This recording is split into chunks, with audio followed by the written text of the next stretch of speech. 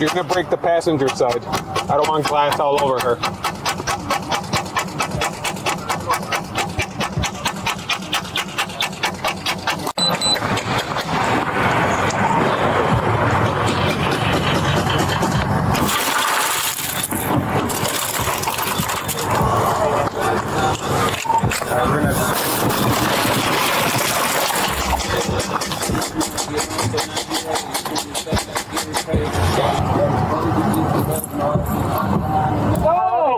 Yes, he's on the way. Maybe we can help you get it open. See if you can get the phone number around. Yeah, we'll walk away.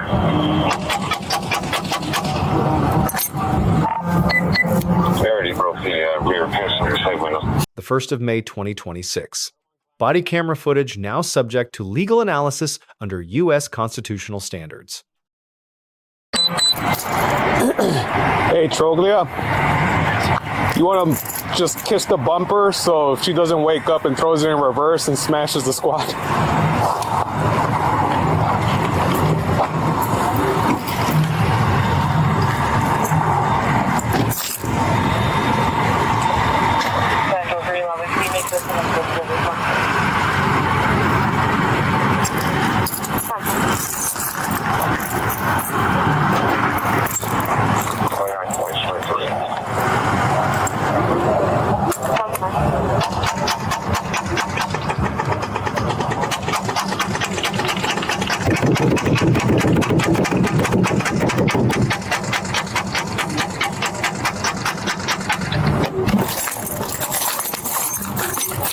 You got a window break? I do.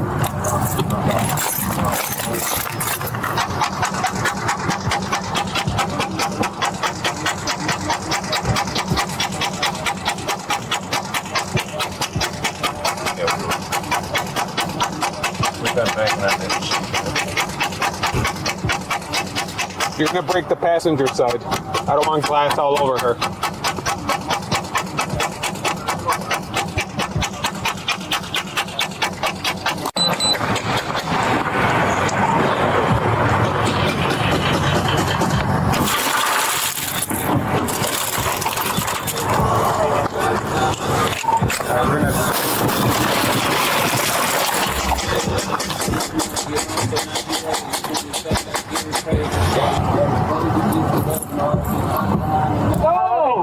Yes, he's on the way. Maybe we can help you get it open. See if you can get the phone number around. Yeah, we'll walk away.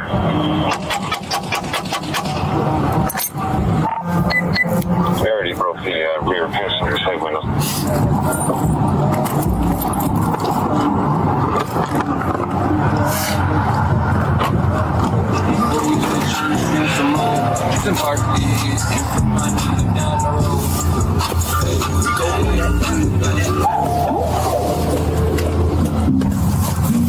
You got it? Yep, unbuckled.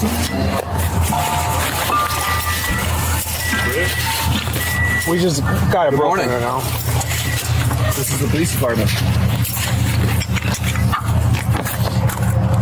Hello. Yeah. Okay. No problem. Just like that? Yep. She just slumped over, so we were shaking that for a couple minutes, nothing. All right. The Fourth Amendment prohibits unreasonable searches and seizures, including warrantless entry into vehicles. Mincey v. Arizona 437 U.S. 385 recognizes an emergency aid exception when immediate aid is reasonably needed. The exception requires an objective basis, not a hunch, and the intrusion must be no broader than necessary. An unresponsive vehicle occupant typically satisfies the objective basis prong of the doctrine. Katie v. Dombrowski, 413 U.S. 433, authorizes the community caretaking function for vehicles. Coniglia v. Strom narrowed this doctrine in the home context, but left the vehicle rule intact. Forced entry must be calibrated to minimize injury to the person being aided. That is the proportionality rule. Static vehicle containment is taught in post academies to prevent inadvertent reverse movement. Jump bag? New base. Get the jump bag, we'll get it from dark end of their nose right now. Come back, narcotics, nose. Classic elevator she has in the center console. Okay. Just for 43, there's a stolen vehicle that hit westbound 119 at Kesey. Boy Tom 25147, AT 25147. A pretty recent deal, just for information. 119 at Kesey. That's Adam Tom or Frank Tom?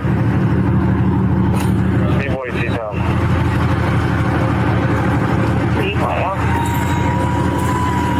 It looks like it just updated 119 Central Park. It's announcement. Here's our keys, bro. The white Honda Accord.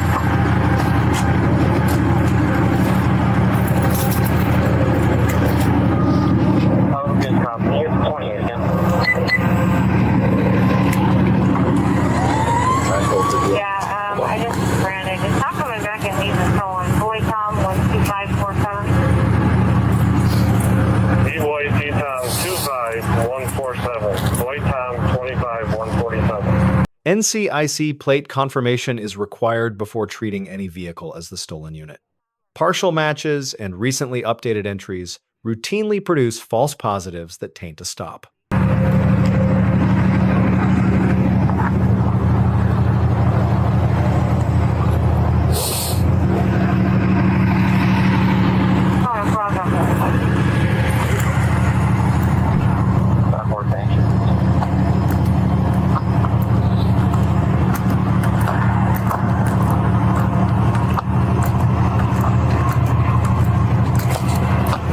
Civilian contact.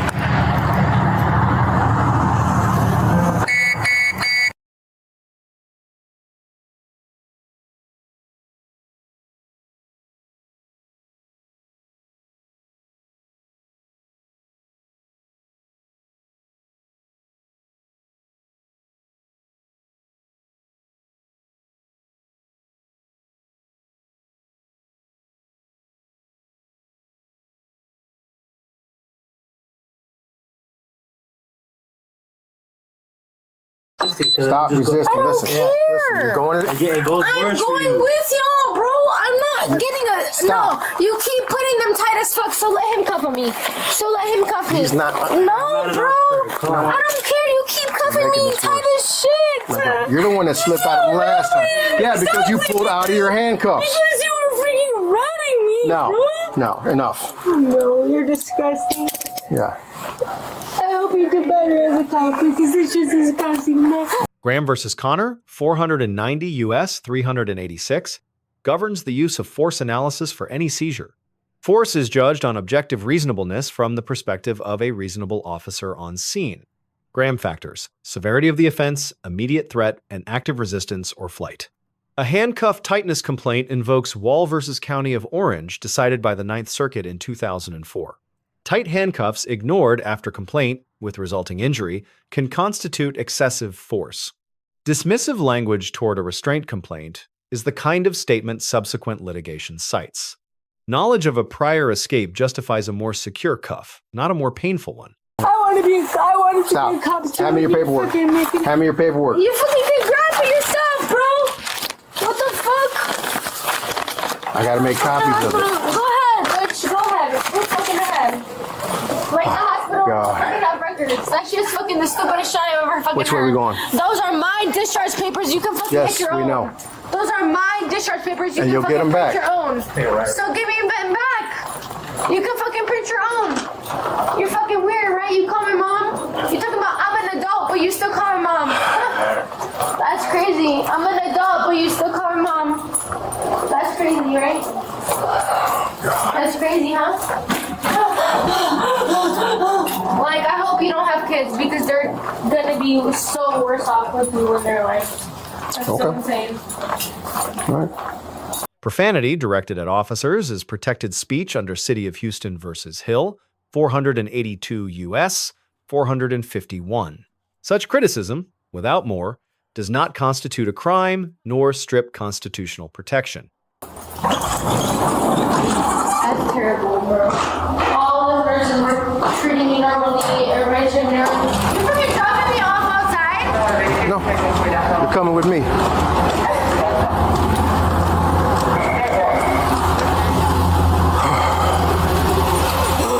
talking and talking to me, bro.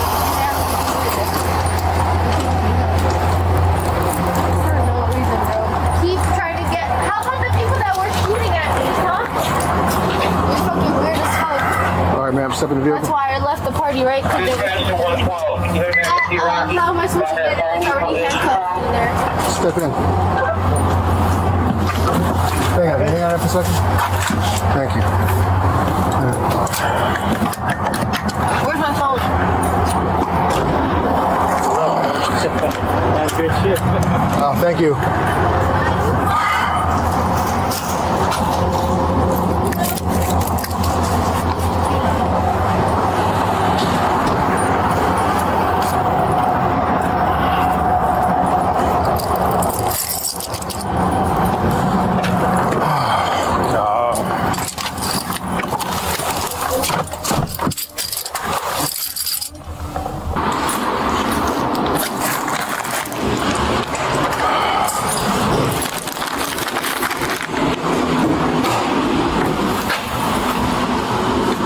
Come on. Take a seat on the bench, please.